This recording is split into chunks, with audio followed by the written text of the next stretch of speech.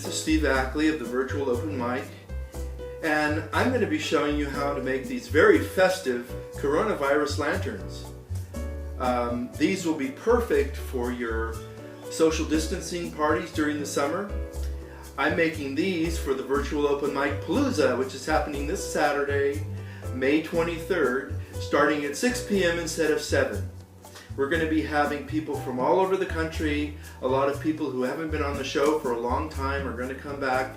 So be sure and tune in on Facebook, facebook.com/virtualopenmic1. And now let me show you how to do this.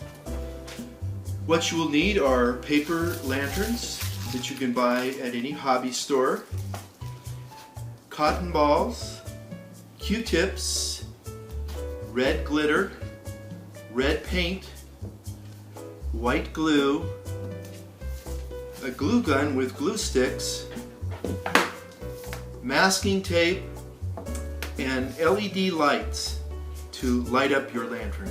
The first thing you'll want to do is take a paper lantern. These can be found at any of your local hobby stores, and they're very easy to put together. There's a wire frame that goes inside, and then you punch the wire frame into these little holes on the top of the lantern, and it forms a ball. So then you have your complete paper lantern.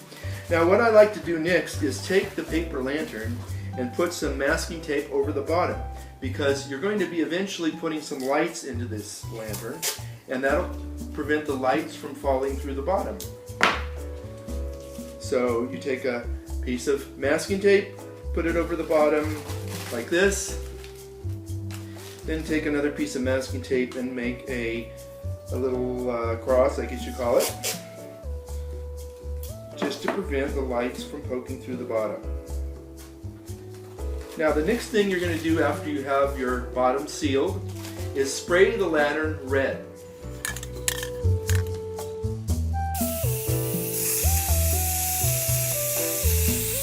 While the lanterns are drying, now it's time to make your florets. These are these little things that are poking out from the virus. And for this I take white glue, and I pour a little white glue into a jar of some kind, and then I take the Q-tips and the cotton balls, and I dip the white glue onto the Q-tip, and I poke it into the cotton ball, and then I set it down to dry.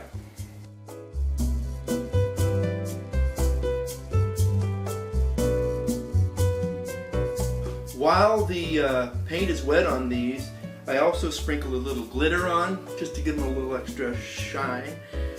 And once they're dry, you want to take something, I'm using a flower vase, but you can use whatever you want, to hold the ball in place. Next thing you're going to do is take your floret and your glue gun, and you're going to squirt a little glue, and then dab the floret and put it on the lantern. Now you're going to have to do this several times, so you have to be patient. Taking the floret, dabbing it into the glue, and placing it on the lantern.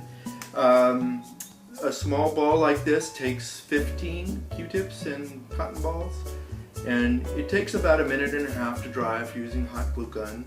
So just be patient, have a sip of wine,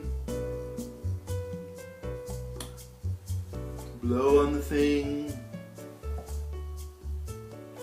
It might help to have a fan going, and then voila.